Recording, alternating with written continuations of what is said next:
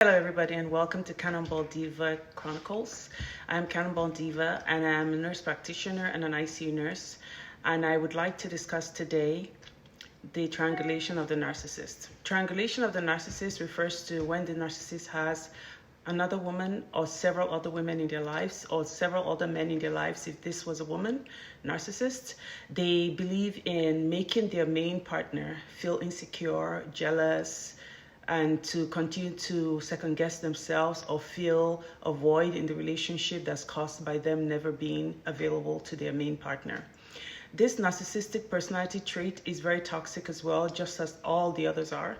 But today I'd like to discuss and focus on triangulation because many narcissists, if not all of them, be them covert, malignant, or otherwise, are always involved in other relationships.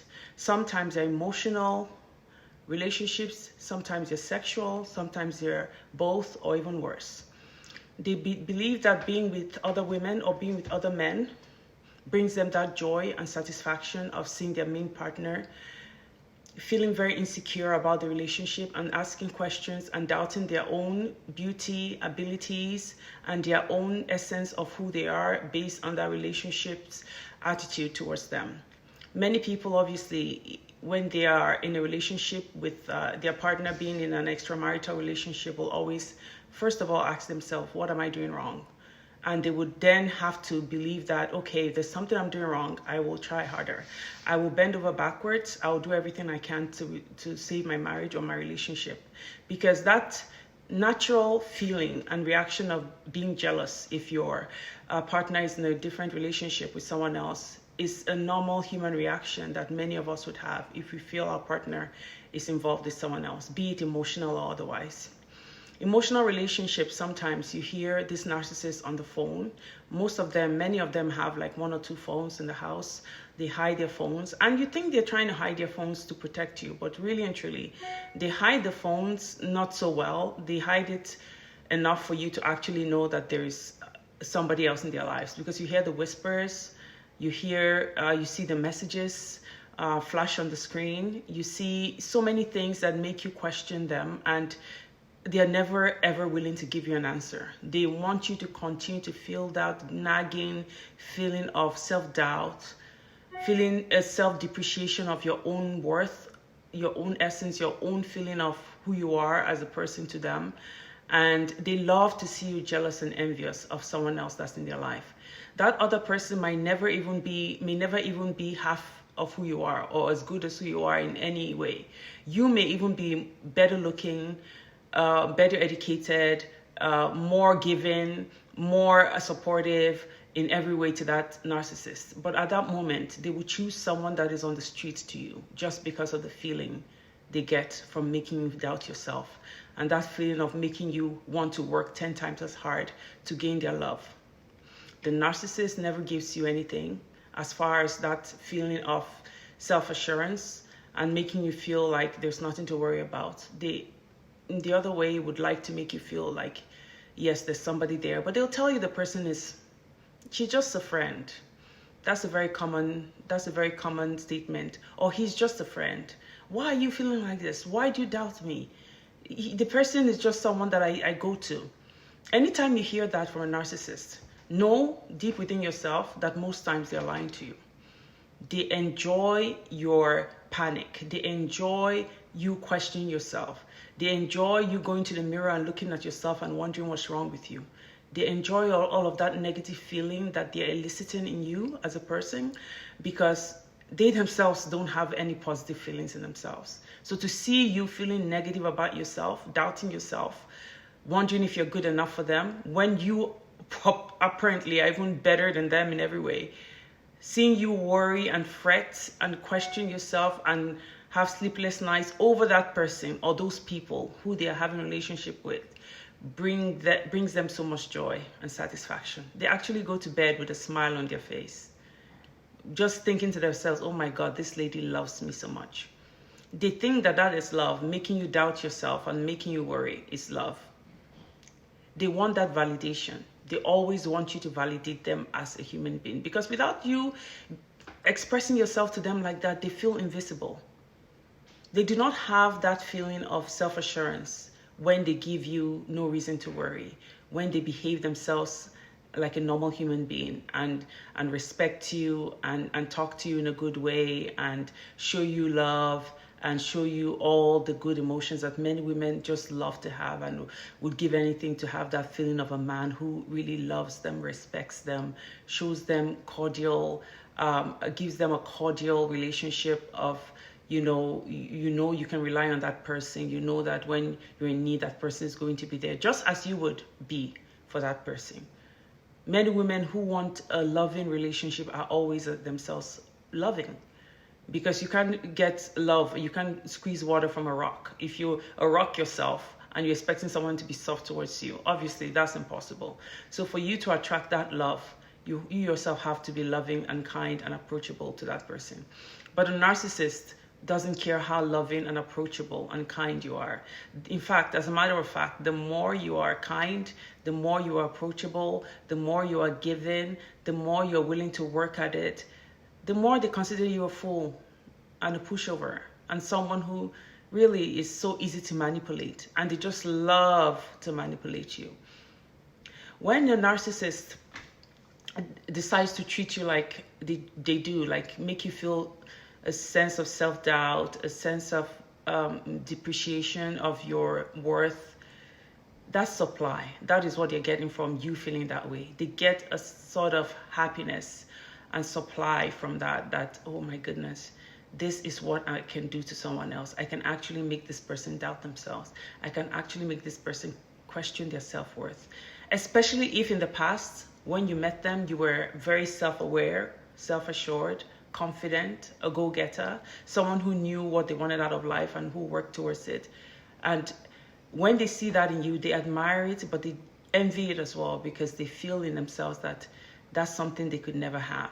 And then they begin to plot and plan and scheme on how to attack your values without letting you know that all of this manipulation strategies that they are employing is to make you doubt yourself and look at yourself less than you actually are. So when a narcissist brings other women into the picture, or whisper on their phone, or have 2 or 3 phones with 3 different numbers, and they only let you have one of the phone numbers, and are always busy on the phone. If you notice, a narcissist always has their phone with them. Look at your relationship and ask yourself, does your partner always have different phones and always seems to be busy on their phones all the time, even when you guys are supposed to be talking in the restaurant, going maybe for a walk, or in the car driving somewhere where you guys want to have like a good chat? They would rather be on their phone with somebody. And ask yourself this question: do you have access to your partner's phone? And do they have access to your phone? Because I think it's only fair that you both have access to each other's phones if you trust yourselves. Many relationships do not. Mine did not. I offered many times to say, here's my phone, here's my password, can I have yours? And he says, why? Why do you want mine? Well, that's just to show that we don't have anything to hide, because every time I think you're with somebody or talking to somebody, you deny it. So that alone would give me a sense of peace that actually there's nothing to worry about. No, I don't want to see your phone, because he knows that I wouldn't go out and cheat no matter what. Because I believe in the principles of the Bible that says 1 man to 1 woman. And also the verse in the Bible in Proverbs, I believe it's chapter, if I'm not mistaken, chapter 16 of Proverbs says, chapter 3, I might be wrong, but it says that a man should love the wife of his youth. A wife of your youth. Because I married at a very young age. I was a wife of his youth. And let her breast satisfy you. That's what the Bible says. You know, so I base my relationships on what the Bible says, not what man says. Even when women or other men are available to you, that does not mean you should then take advantage of it. Many narcissists get into extramarital relationships not because they actually want to be there for that other partner or give to that other partner. Their reason for getting into these relationships is the opposite, as a matter of fact. They want the validation, admiration, attention from that other partner. No matter what your own approach is to your spouse, even if you're giving them all the attention in the world, they still want more attention and validation from outsiders, because they value the validation of outsiders to your own validation as their spouse. They want people who know nothing about them, who have no interest in them, to show them affection and love, and they would put that over your own affection and your own love. You who are with them, who live with them, and who are their partner. They do not value you in any way. They do not value your opinions. They do not value your validation. They do not value your love, because they know that in their minds, they feel anytime they want it, they can get it. After all, you're there for the taking. You're there, you're so accessible. So why would they want to have it when they know they can discard it and take that from other people out there who are more like strangers to them, and who to them are more of a challenge? So when a narcissist discards you, they think that you're always going to be there. They think that you're going to wait and continue to receive all of their negativity because they believe you're there for the taking. But when you tire of them and get tired and you realize that they're never going to change, and you start to back away from them, they do a 360 and come back to you, or 180, and they think, oh, let me quickly put in damage control mode. Let me activate damage control mode and give this person quickly what they want, like all the attention you've been looking for all these years. In one night, in 2 nights, they want to give you all of that affection because they can see you are backing away. They want to take you out to dinner. They want to take you out to lunch. They want to say the sweet things they should have been saying all these years, because they're not fools. They can see you kind of giving up. You're detached from them. You're not talking as much. You're kind of plotting your way out of the relationship. Then they sit up and they take notice and they start to give you all that you've been asking for, because they want to reel you in again, back to square one. Once you decide that, oh, and you start to lap up all of this attention like a dog. You're like, yes, now they can hear me, now they can see me. Yes, I want this attention, I'm craving it. You crave that love and affection and you lap it all up. And then you decide to go back to square one with them because you think now they've learned, now they've seen the error of their ways. Now we can start again. But then the narcissist wakes you up to the reality of the fact that they just wanted you back to where they wanted you to be, under their thumb and under their control. And they go back to their previous behavior of mistreating and maltreating you. The narcissist does not care. They just want you to be under their control so that they can continue to treat you bad and continue to get supply from you. Your supply could be your tears when you cry in frustration. They love to see that. Their supply might be your frustration. The supply might be your being distracted and not being able to focus on your work. The supply might be you complaining about you not being able to cope with school and work because you're so distracted and concerned about what's going on in your relationship. All of that is supply for them because it validates them as a human being that exists in this world. Without all of that negativity and all of that, angst and all of that negative feeling that they're eliciting from you, they don't feel seen. They don't feel like they're alive. They don't feel like something is happening. They want constant chaos, and that validates them as somebody who is living and who is here and who is actually existing. Everything is at your expense at the end of the day. The narcissist's greatest fear is you discovering that they are actually here to get all of this supply from you. That's all you're there for as a partner. They need that supply. Immediately you decide that after you tire of their antics and you decide you've had enough and you back away, which is what I did. I continued to back away and make my way and plot my way out of the relationship. After many, many, many decades, I would say years that I should have saved myself. They saw me backing away. They got a therapist all of a sudden, talked to a social worker, talked to a pastor to come talk to me. Everybody was asking me what was going on because he could see I was making my way out of the relationship. And I wondered why he cared all of a sudden. I told the social worker I couldn't even begin to start to tell her from the beginning of there were so many things I wanted to say. I just did not even remember or did not even care at this point. But I told her a few and she raised her eyebrows so high and looked at him to express himself, like, why did you do these things or why? But at the end of the day, I wasn't saying all these things to say I wanted to save the relationship, because by this time I'd given up. And I was just plotting my way and planning my way. How was I going to take care of these children? Because I knew taking care of myself and these children was going to be my focus. Like he would not show me any affection, or he would not give these children any affection. He would not give us help if I left him. So I made sure I had a profession that I could rely on to take care of me and my children. God was obviously my main source of help. If I left him, I knew, because I'd watched many movies, I'd listened to a lot of narcissistic personality disorder victims. I'd listened to many people, psychologists, for years, 2 or 3 years before I made my move. And I knew that when I left, this man would turn his back as punishment to me and the children.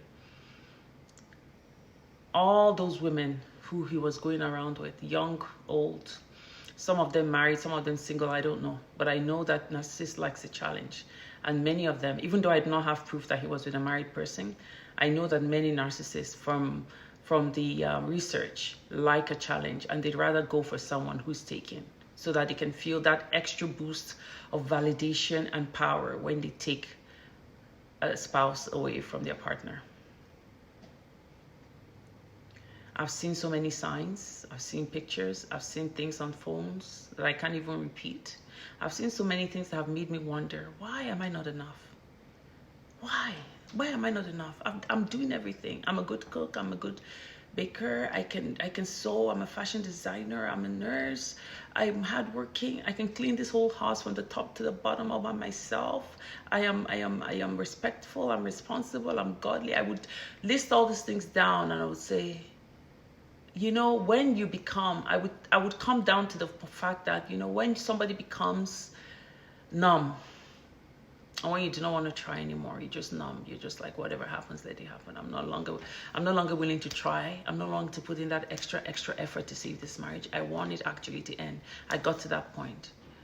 Because, you know, when you work hard for something and you don't see any results, and you only see results when you're about to leave, just for a brief moment, only for them to go back to how they treated you before you made that decision so badly, with so many insults raining down on you on a daily basis, with passive-aggressive behavior.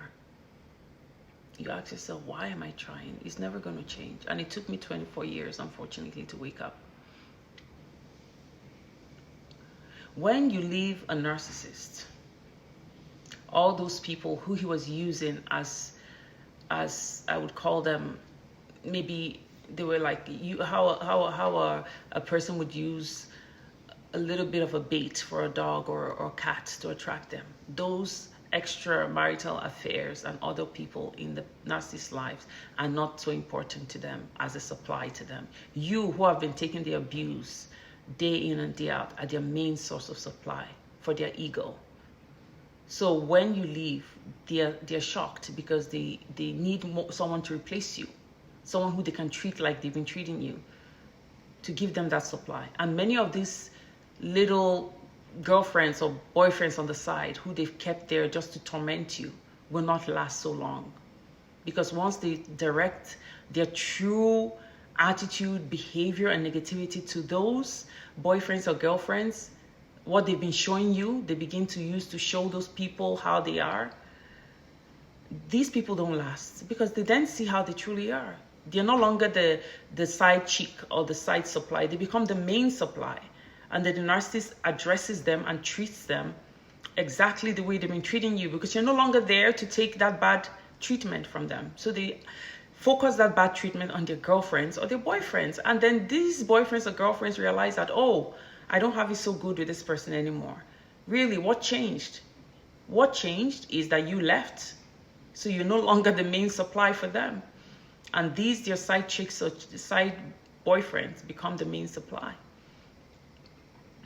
And they're shocked to realize that they don't have it so good. And they do not last. Most of them quit. The only ones that decide to stay are the ones who are naive, who want to actually, who are like, I would say they're groomed over time to see the narcissist as someone that is going to change, just like I thought for many years. And then they decide to stay. And they then become the main supply like I was. And then they have all of this negativity eventually poured upon them little by little until they eventually get used to it. It becomes like an addiction, because what the narcissist does is they treat you good, and then you're like, that's adrenaline, that's serotonin of hormones of joy. You're happy. You're receiving all of this affection, love. So they call it love bombing. They love bomb you. You feel like you're the best thing since sliced bread. You're so excited. Like, this is the love of my life. This is my soulmate. You're in cloud 9. And then when the narcissist gets you hooked on that love, it's like a drug.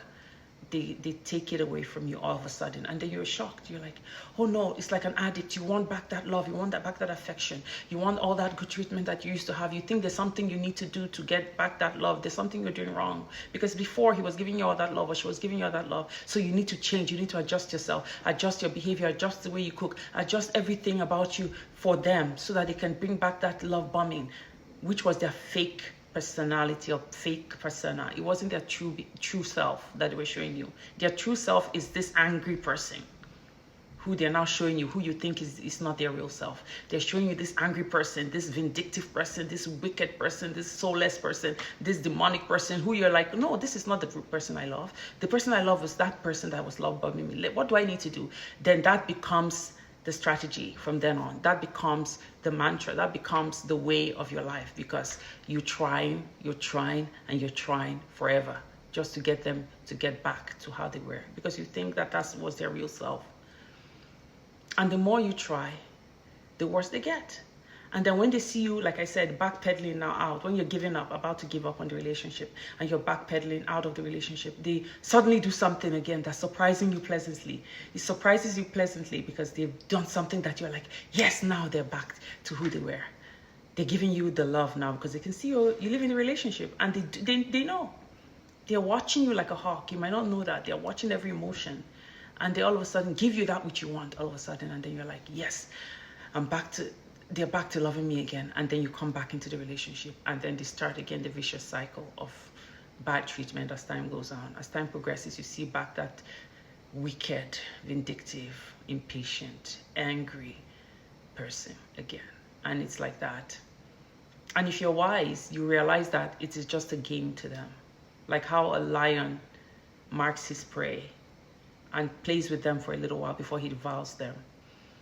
The lion might mark an animal, an antelope in the forest. It's not going to let the antelope go.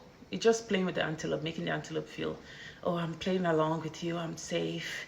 And then when the lion actually gets hungry, it will pounce on that antelope and devour the antelope. And that is the strategy of the narcissist. They always want to have a supply.